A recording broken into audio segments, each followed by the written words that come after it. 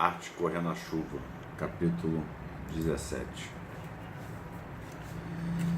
Seu carro vai para onde vão seus olhos? Fomos para Danny Creek, não porque tivesse um nome igual ao de Danny, mas por ser um passeio bacana.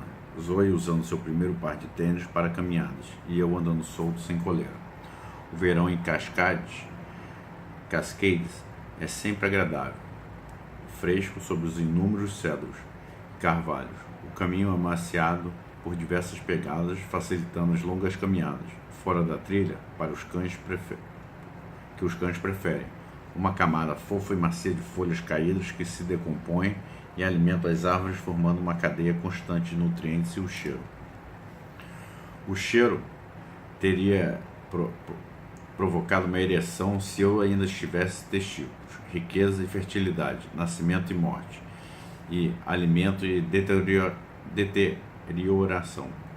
Esperando apenas esperando para que alguém sentisse o cheiro, que repousa sobre o terreno em camadas, cada odor diferente, com a própria hierarquia aromática, seu próprio lugar.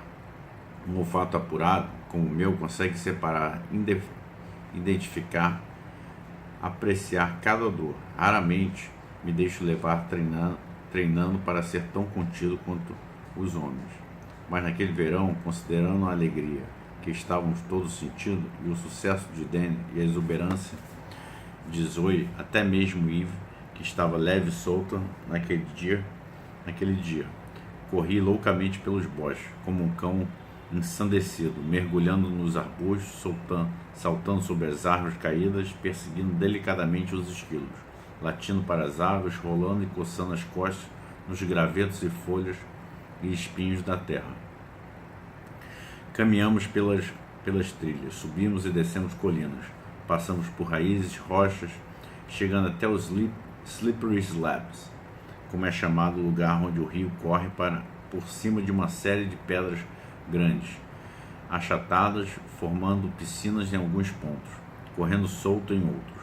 As crianças adoram os Slippery Slabs, pois podem deslizar e brincar nas pedras e piscinas naturais.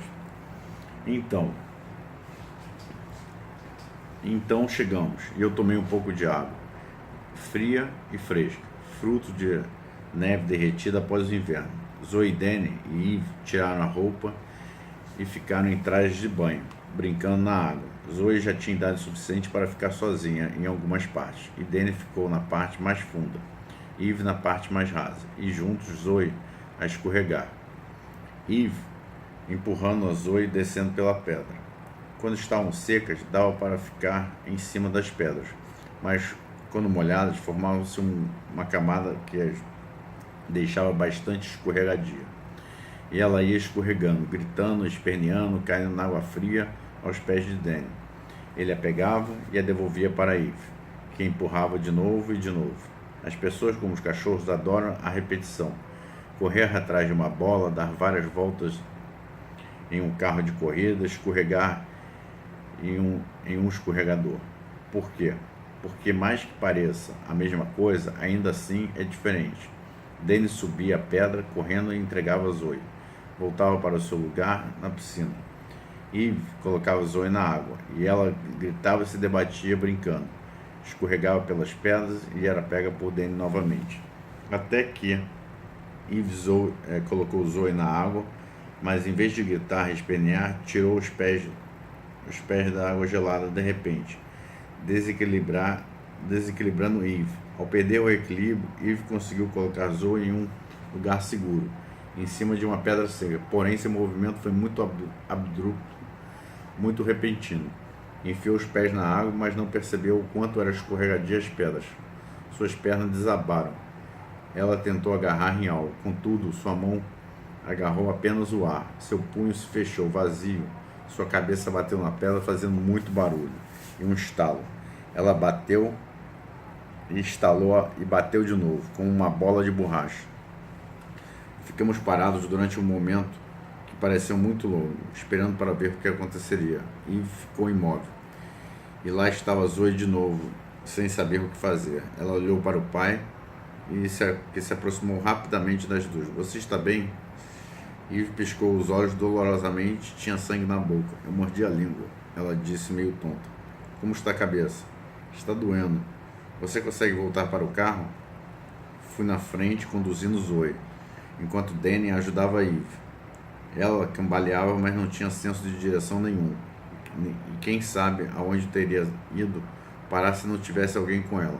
Começava a anoitecer quando fomos para o hospital em Belleville.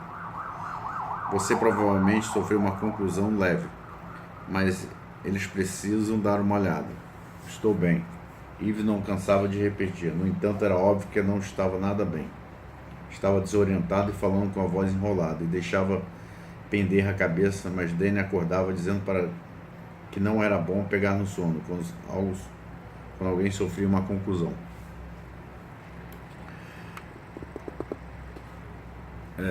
Eles entraram e eu fiquei no carro, com uma pequena abertura na janela. Ajeitei-me no minúsculo banco do passageiro da BMW 3.0 CSI de Danny e me forcei a dormir. Quando durmo, não sinto tanta necessidade de urinar quanto estou acordado. Final do capítulo 17. Capítulo 18. Na Mongólia, quando morre um cachorro, ele é enterrado no alto de uma montanha, para que as pessoas não possam andar sobre seu túmulo. O mestre do cachorro sussurra no ouvido do cão o seu desejo de que ele volte como um homem na próxima vida. Então seu rabo é cortado e colocado debaixo da sua cabeça, e um pedaço de carne ou gordura é colocado na sua boca para sustentar a sua alma em sua jornada. Antes de reencarnar, a alma do cão é libertada para viajar pelo país, para correr as planícies do deserto durante o tempo que quiser. Vi isso em um programa da National Geographic Channel. Por isso, acredito que seja verdade. Nem todos os cães voltam como homens. Eles dizem, só os que estão preparados. Estou preparado. Final do capítulo 18. Capítulo 19. Danny demorou horas para voltar e voltou sozinho. Ele me deixou sair e mal consegui se mover do lugar. Já estava soltando uma torrente de urina no poste que ficava diante de mim. Desculpa, rapaz, ele falou. Não me esqueci de você. Quando terminei, ele abriu um pacote de biscoitos recheados com manteiga de amendoim, que devia estar conseguindo em uma dessas marcas que vendem coisas. Adoro esses biscoitos. A manteiga e o sal e o amendoim, tudo misturado como os biscoitos. Tentei comer devagar, saboreando cada mordida, mas estava com muita fome. Engoli tudo tão depressa que mal consegui sentir o sabor. Que pena desperdiçar algo tão maravilhoso como um cachorro. Às vezes odeio muito o que eu sou. Ficamos sentados na calçada durante um bom tempo, sem falar nada. Ele parecia chateado, e quando eu ficava chateado, eu sabia que o melhor a fazer era mostrar que podia contar comigo. Por isso, deitei perto dele e esperei. Os estacionamentos são lugares estranhos. As pessoas gostam tanto de seus carros quando eles estão em movimento, mas se afastam deles rapidamente quando param. As pessoas detestam ficar muito tempo sentadas em um carro parado. Elas têm medo de que alguém possa julgá-las por isso, eu acho. As únicas coisas que ficam sentadas em carros parados são policiais e vigias, e às vezes os motores de táxi durante um intervalo, mas normalmente só enquanto estão comendo. Mas eu posso ficar sentado dentro do carro parado durante horas e ninguém pensa que me questionar. É estranho.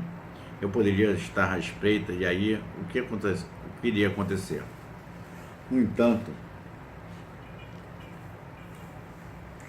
porém, naquele estacionamento de hospital, com seu telhado escuro, realmente preto, quente, como uma blusa que acabou de ser tirada do corpo, e as linhas brancas pintadas com precisão cirúrgica. As pessoas estacionavam seus carros e corriam para longe, desapareciam no interior do prédio, ou saíam correndo do prédio e entravam nos carros com pressa para ir embora, sem ajustar o retrovisor, sem olhar para os instrumentos, como em um carro pronto para a fuga. Danny e eu ficamos sentados durante bastante tempo, observando quem chegava e quem partia. Nada fazíamos, além de respirar.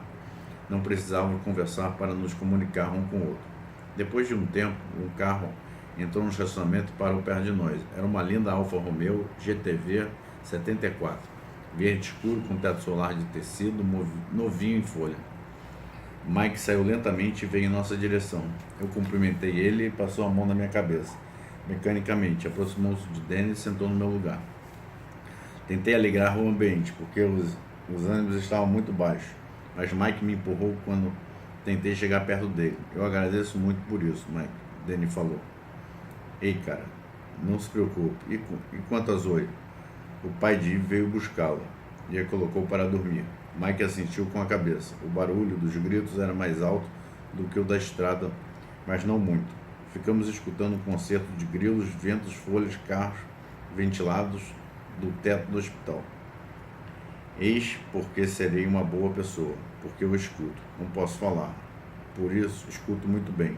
Nunca interrompo, nunca mudo o rumo da conversa. Que é um comentário pessoal. As pessoas, se você prestar atenção nelas, mudam o rumo da conversa constantemente. E como pode ter um passageiro dentro do carro que de repente pega o volante e entra em um atalho?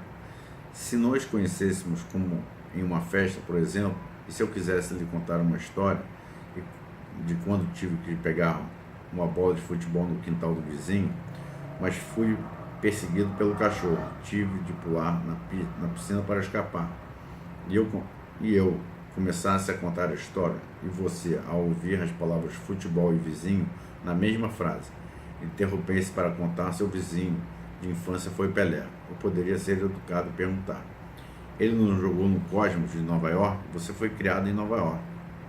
Então, você poderia responder que não. Poderia contar que foi criado no Brasil, na Rua de Três Corações, com o Pelé. E eu poderia dizer que achava que você era do Tennessee. E você poderia dizer... E daí, eu começaria a falar da sua família. Assim, minha conversa inicial. A história engraçada sobre a perseguição do cachorro do meu vizinho. Estaria completamente perdida. E tudo porque você tinha de me falar a respeito de Pelé. Aprenda a ouvir, eu imploro. Finja que é um cachorro como eu. E ouça as outras pessoas em vez de interromper suas histórias. Naquela noite eu escutei e ouvi. Por quanto tempo eles pretendem mantê-la internada? Mike perguntou. Talvez nem faça uma biópsia. Talvez apenas operem e retirem. Ou seja ou não maligno. Ainda está causando problemas. As dores de cabeça, as náuseas, alterações de humor. É mesmo? Alterações de humor? Talvez a minha mulher também tenha um tumor. Era uma piada perfeitamente descartável, mas Danny não estava de bom humor naquela noite. Ele respondeu secamente: não é um tumor, Mike, é um nódulo. Não é tumor até que façam exames. Desculpa. Ele me pegou pela nuca e me sacudiu. É muito difícil, ele disse. Eu já teria entrado em pânico se fosse você. Danny ficou em pé e cresceu. Ele não era um cara alto, era um tipo de Fórmula 1, bem proporcionado e forte, mas não muito grande, um peso leve. Eu estou em pânico, ele disse. Mike concordou, pensativamente. Não parece, acho que é por isso que você é um piloto tão bom. Mike falou e olhou para mim. Era exatamente isso que eu estava pensando. Você não se importa de passar lá em casa e pegar as coisas dele? Danny pegou o chaveiro e procurou no meio do molho de chaves. A comida está na despensa. Dei a ele uma xícara e meia. Ele come 3 daqueles biscoitos de frango antes de ir para a cama. Leve a cama dele. Está no quarto. E leve também o cachorrinho dele. É só perguntar onde está seu cachorro. Ele acha. Às vezes ele esconde. Ele encontrou a chave de casa e entregou a Mike, deixando as outras penduradas. É a mesma para as 2 fechaduras, ele explicou. Ficaremos bem. Você quer que eu lhe traga alguma roupa? Não. Danny respondeu. Vou até lá amanhã de manhã e pego uma mala se tivermos de ficar. Quer que eu traga a chave de volta? Tenho a de Eve. Sem mais palavras, apenas os grilos, vento e o tráfego, os ventiladores no teto e uma sirene à distância. Você não precisa guardar tudo, Mike falou. Pode descansar. Estamos em um estacionamento. Danny olhou para os sapatos e as mesmas botas velhas que ele gostava de usar em suas caminhadas. Ele queria um novo par. Eu sabia, porque ele havia me contado. Mas não queria gastar dinheiro, disse. E acho que tinha esperança de que alguém lhe desse um novo par de botas de aniversário ou no Natal, mas ninguém lhe dava. Ele tinha uns 100 pares de luvas para pilotar, mas ninguém jamais pensara de um par de sapatos para fazer caminhadas. Eu ouço. Ele ergueu os olhos na direção de Mike. É por isso que ele não queria ir para o hospital. É por isso que ela não queria ir para o hospital. O quê? Ela disse que ela tinha medo. Mike concordou com a cabeça, mas não entendeu o que Danny dizia. E a sua corrida semana que vem? Vou telefonar para Johnny amanhã e dizer que estou fora da temporada. Danny falou, preciso ficar aqui. Mike me levou para a nossa casa para pegar minhas coisas. E eu me senti humilhado quando ele perguntou, onde está o seu cachorro? Não queria admitir que ainda dormia com um bichinho de pelúcia. No entanto, eu dormia. Adorava aquele cachorro. Danny estava cercado, certo. E eu escondia durante o dia porque não queria que Zoe o colocasse em sua coleção. E também porque quando as pessoas o viam, gostava de brigar com um cabo de guerra. E eu não gostava que puxasse meu cachorro. E também porque eu tinha medo do vírus que havia apossado a zebra. Tirei o meu cachorro do esconderijo embaixo do sofá. E voltamos para o Alfa Romeo de Mike. E fomos para a casa dele. Sua esposa, que não era realmente uma esposa, mas um homem parecido com mulher, perguntou como tinham sido as coisas de Mike. E Mike passou por ele e se serviu de uma bebida. O sujeito está segurando tudo. Mike falou. Ele deve ter um aneurisma ou algo parecido. A esposa de Mike pegou meu cachorro, que havia deixado no chão. Nós também temos de cuidar deste daqui. Escute. Mike suspirou. Todo mundo precisa de um apoio. Qual é o problema? Cheira mal, disse a esposa. Vou lavá-lo. De banana com pasta de amendoim.